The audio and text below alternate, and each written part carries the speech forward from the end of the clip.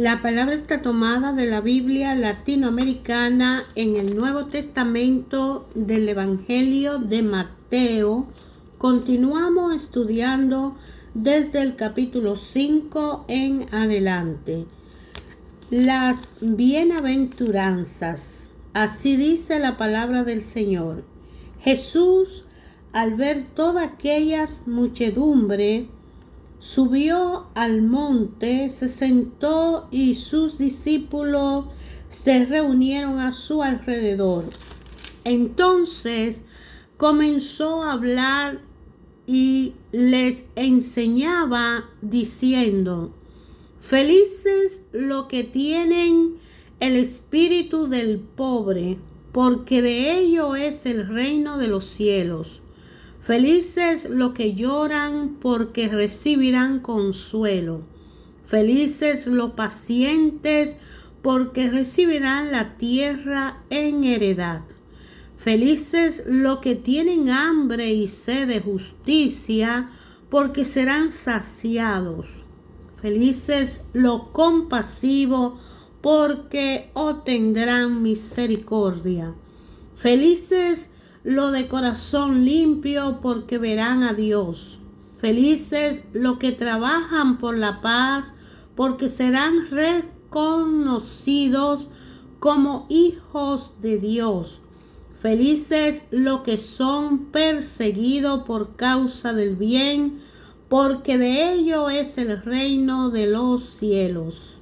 Felices ustedes cuando por causa mía los insulten, los persigan y les levanten toda clase de calumnias. Alégrense y muéstrense contentos, porque será grande la recompensa que recibirán en el cielo. Pues bien saben que así persiguieron a los profetas que vinieron antes de ustedes. Ustedes son la sal de la tierra, pero si la sal deja de ser sal, ¿cómo podrá ser salada de nuevo? Ya no sirve para nada, por lo que se tira afuera y es pisoteada por la gente. Ustedes son la luz del mundo. ¿Cómo se puede esconder una ciudad asentada sobre un monte? Nadie enciende una lámpara para taparla con un cajón.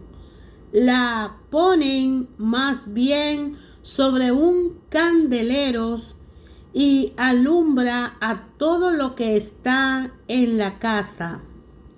Hagan pues que brille su luz ante los hombres, que vean estas buenas obras y por ello den gloria al Padre de ustedes que está en los cielos.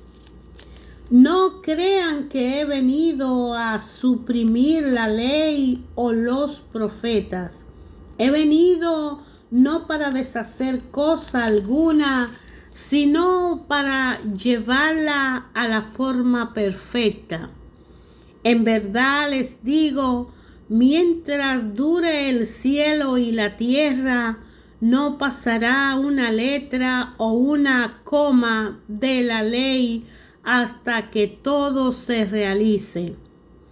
Por tanto, el que ignore el último de esos mandamientos y enseña a los demás a hacer lo mismo, será el más pequeño en el reino de los cielos. En cambio, el que los cumpla y los enseñe será grande en el reino de los cielos. Yo se lo digo, si no hay en ustedes algo mucho más perfecto que lo de los fariseos o de los maestros de la ley, ustedes no pueden entrar en el reino de los cielos. Ustedes han escuchado lo que se dijo a sus antepasados: no matarás. El homicida tendrá que enfrentarse a un juicio. Pero yo les digo, si uno se enoja con su hermano, es cosa que merece juicio. El que ha insultado a su hermano merece ser llevado ante el Tribunal Supremo. Si lo ha tratado de renegado de la fe, merece ser arrojado al fuego del infierno. Por eso, si tú estás para presentar tu ofrenda en el altar y te acuerdas de que tu hermano tiene algo contra ti, deja allí mismo tu ofrenda ante el altar y vete antes a hacer las paces con tu hermano. Después vuelve y presenta tu ofrenda. Trata de llegar a un acuerdo con tu adversario mientras van todavía de camino al juicio. ¿O prefiere que te entregue al juez y el juez a los guardias que te encerrarán en la cárcel? En verdad te digo, no saldrá de allí hasta que haya pagado hasta el último centavo. Ustedes han oído que se dijo: no cometerá adulterio. Pero yo les digo, quien mira a una mujer con malos deseos, ya cometió adulterio con ella en su corazón. Por eso, si tu ojo derecho te está haciendo caer, sácatelo y tíralo lejos, porque más te conviene perder una parte de tu cuerpo y no que todo tu cuerpo sea arrojado al infierno. Y si tu mano derecha te lleva al pecado, córtala y aléjala de ti, porque es mejor que pierda una parte de tu cuerpo y no que todo tu cuerpo sea arrojado al infierno. También se dijo: el que se divorcie de su mujer debe darle un certificado de divorcio. Pero yo les digo, si un hombre se divorcia de su mujer, a no ser por motivo de infidelidad, es como mandarla a cometer adulterio. El hombre que se case con la mujer divorciada cometerá adulterio. Ustedes han oído lo que se dijo a sus antepasados: no jurarás en falso y cumplirás lo que has jurado al Señor. Pero yo les digo, no juren por el cielo, porque es el trono de Dios, ni por la tierra, que es la tarima de sus pies, ni por Jerusalén, porque es la ciudad del gran rey. Tampoco jures por tu propia cabeza, pues no puede hacer blanco o negro ni uno solo de tus cabellos.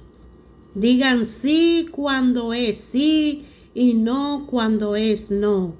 Cualquier otra cosa que se le añada viene del demonio.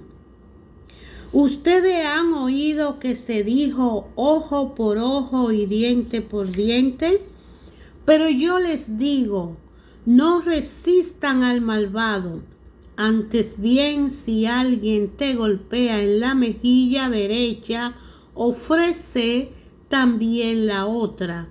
Si alguien te hace un pleito por la camisa, entrégale también el manto. Si alguien te obliga a llevarle la carga, llévasela el doble más lejos. da al que te pida y al que espera de ti algo prestado. No les vuelva la espalda. Ustedes han oído que se dijo: amarás a tu prójimo y no hará amistad con tu enemigo. Pero yo les digo: amen a sus enemigos y recen por sus perseguidores, para que así sean hijos de su Padre que está en los cielos, porque Él hace brillar su sol sobre malos y buenos y envía la lluvia sobre justos y pecadores. Si ustedes aman solamente a quienes lo aman, ¿qué mérito tiene? También los cobradores de impuestos lo hacen. Y si saludan solo a sus amigos, ¿qué tiene de especial? También los paganos se comportan así. Por su parte, sean ustedes perfectos, como es perfecto el Padre de ustedes que está en los cielos. Palabra del Señor Jesús en el Evangelio de Mateo, desde el capítulo 5 en adelante. Jesús subió a la montaña. Mateo sitúa este discurso de Jesús en algún lugar de la colina que bordea el lago de Tiberíades. Eso, no obstante, habla de un monte para recordar al monte Sinaí, donde Moisés había recibido la ley. Como dice el libro de Éxodo en el capítulo 19. Es porque en este primer discurso de Jesús de la bienaventuranza, Mateo lo presenta como el maestro que da a Israel y todos los hombres la nueva y definitiva ley. La fórmula, pero yo les digo, esa parte que Jesús señala aparecerá 6 veces para recalcar a las personas la oposición entre la ley de Moisés y la nueva ley. Felice, este primer párrafo nos presenta al nuevo pueblo de Dios, a quien le ha sido dada la ley. Por eso dice: felices aquellos.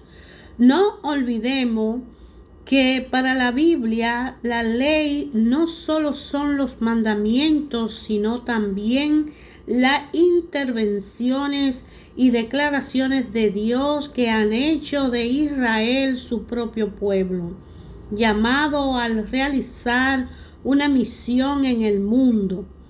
La ley ha sido dada a los hijos de Abraham y de Israel, a los que Moisés había sacado de la esclavitud en Egipto.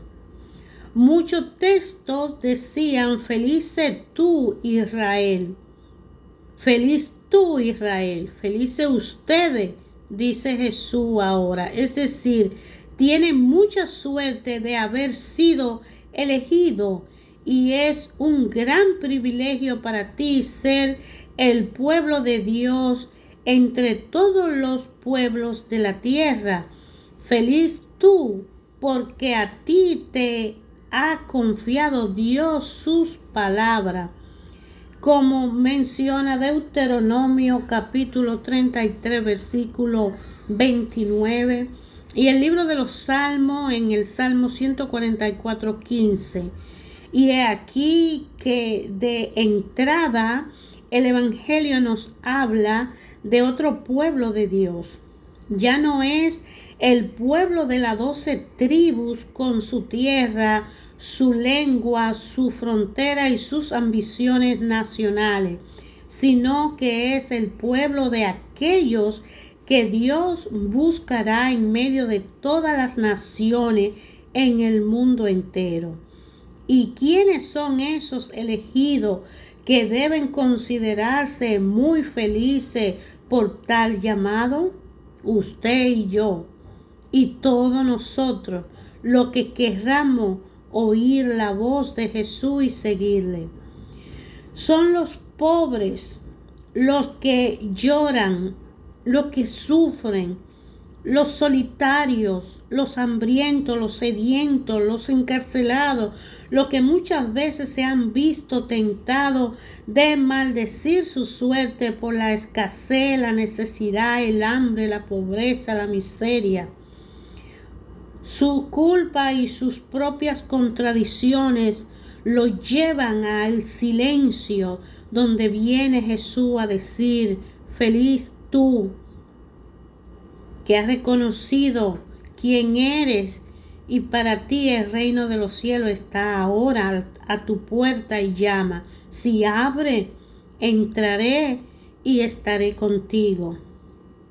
El Evangelio de Mateo nos presenta aquí 8 bienaventuranzas, mientras que en el Evangelio de Lucas, en el capítulo 6, del versículo 20 al 26, no tiene más que 3. Los pobres, los que tienen hambre y los que lloran. Pero eso no importa, pues en realidad no desarrollan más que un solo y mismo tema. La principal diferencia entre Mateo y Lucas radica en que sus bienaventuranzas se dirigen a 2 grupos distintos. Lucas nos da las bienaventuranzas tal como Jesús la proclamó. Se dirigía al pueblo sufrido, siendo uno de ellos, y le hablaba como hacían los profetas, sin matices y sin entrar en distinción de persona. Ustedes, los pobres, son los primeros beneficiarios de la promesa de Dios. El evangelista Mateo, en cambio, adapta las palabras de Jesús para su oyente. La iglesia se había difundido ya en su comunidad, había de todo: esclavo, gente sencilla, gente acomodada, y Mateo de alguna manera contempla las maravillas que Dios realizó en ellos cuando pone en boca de Jesús esta congratulaciones de la palabra: felices aquellos que han acogido mi espíritu, porque verán a Dios. Y el evangelista Mateo completa su lista con los artesanos de la paz y de los de corazones limpios. En resumen, Lucas dice a quienes se dirige con prioridad la evangelización, y es al pueblo más sufrido y menesteroso y postergado. Mateo, por su parte, felicita a los que ya ingresaron a la iglesia, si son dignos de Dios, que lo llamó a participar en su obra y a trabajar en perfección. Los que son llamados felices no lo son porque sufren, pues esa expresión sonaría mal, sino porque se le abre a ellos el reino de los cielos. De ello es el reino de los cielos. Inmediatamente después poseerán la tierra. La contradicción es solo aparente. En primer lugar, hay que entender el término cielo en el sentido que tenía en tiempo de Jesús. Por respeto a Dios, los judíos no querían nombrarlo y preferían designarlo con otra palabra: el cielo, el poder, la gloria. el reino de los cielos significa exactamente el reino de Dios. Lo mismo que el Padre que está en los cielos significa Padre Dios. No se trata de la recompensa que tendremos después de la muerte en el cielo, sino el reino de Dios que llega a nosotros en esta tierra con la proclamación de Jesús. Como asimismo hay que dar a la tierra su verdadero sentido. Esa tierra para la Biblia era la de Palestina en aquel tiempo, pues allí era donde Dios venía a salvar a su pueblo y se trataba de la herencia de Abraham que iba pasando a la tierra prometida y creció de generación en generación. Y el Evangelio, por su parte, no opone lo material a lo espiritual. Efectivamente, el término espiritual no figura en ninguna parte del Evangelio. Cuando Dios hablaba por medio de los profetas, prometía a su pueblo un mundo donde sería satisfecha todas sus necesidades. Banquete bien regado, como lo menciona Isaías 25, versículo 6, una larga vida, agua para regar la tierra, la liberación de todos los oprimidos, un reino de justicia. Pero más que todo eso, Dios viviría en medio de los hombres y le comunicaría su espíritu. Serán mi pueblo y yo seré su Dios, como lo dice Ezequiel 37, 27. Serán mi pueblo y yo seré su Dios. De igual modo, en la bienaventuranza, el reino de Dios es al mismo tiempo la tierra de Palestina prometida a los hijos de Abraham y a la tierra donde reina la paz, pues Dios está allí presente. Los que tienen hambre de justicia recibirán al mismo tiempo el pan y la santidad de Dios. Porque en la Biblia justicia significa también ser tales como Dios quiere vernos. Y así es como Jesús nos dice que seremos saciados y consolados los pobres y menesterosos y necesitados.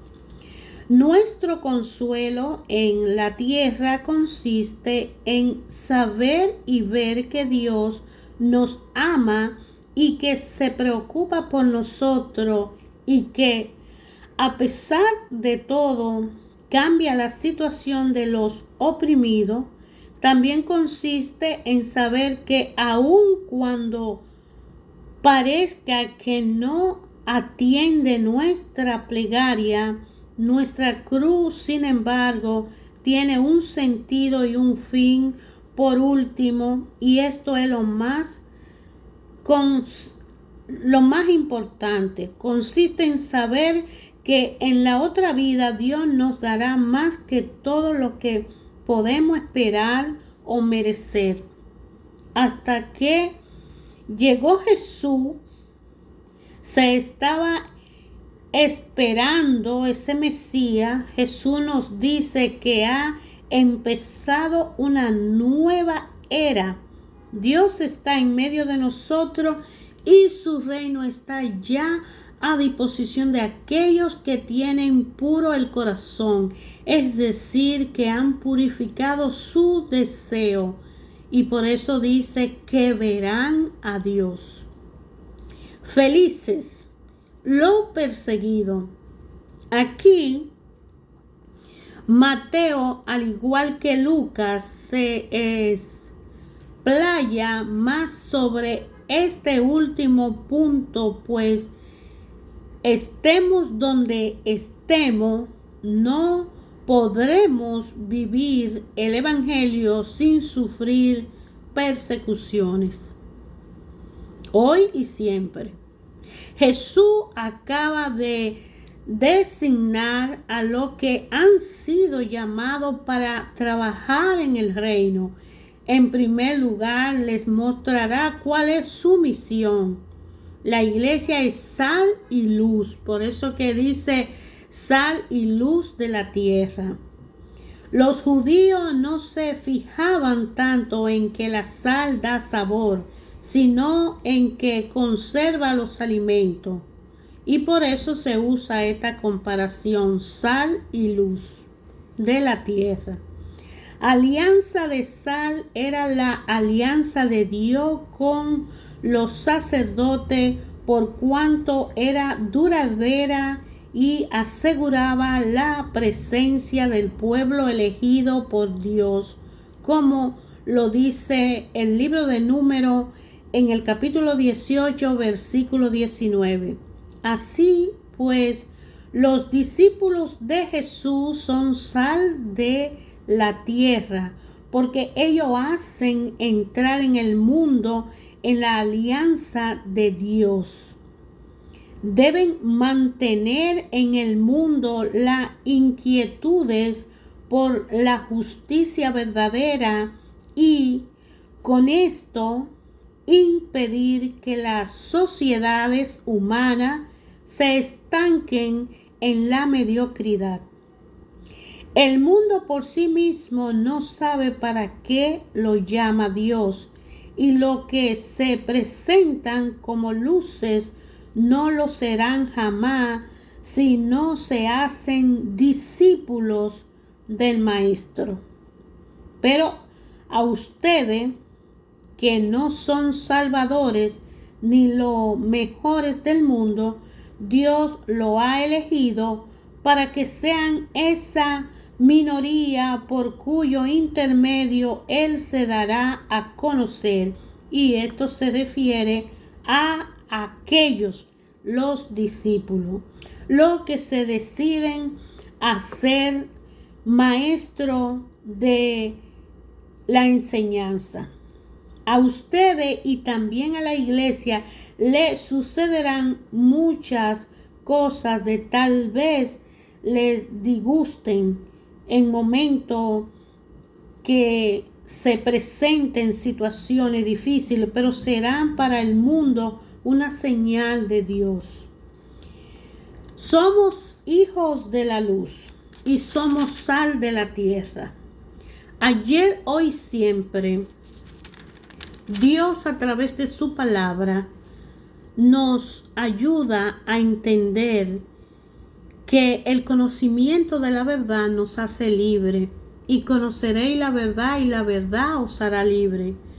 Porque Jesús usa las leyes de Dios para ayudar a entender al pueblo que le está oyendo, a los discípulos y a los que le siguen, que el conocimiento amplio de la inteligente palabra de Dios expuesta en el libro de la Biblia nos abre el conocimiento y la inteligencia interior humana que hay en la conciencia de cada ser humano.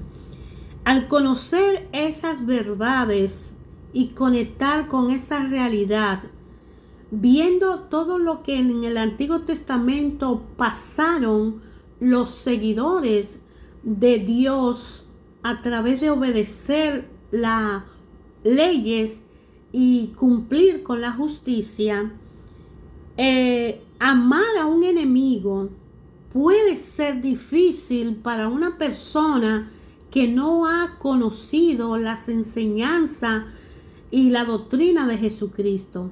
Pero cuando una persona acepta a Jesús como su Señor y Salvador y lo recibe, viene el Espíritu Santo y toma control absoluto de esa persona cuando humildemente su libre albedrío está dispuesto a ser un alumno de Jesús y nos enseña, nos capacita a ser personas humildes y conocedora, con disciplina, con orden. Es un camino difícil, pero es así como podemos alcanzar a amar a nuestros enemigos.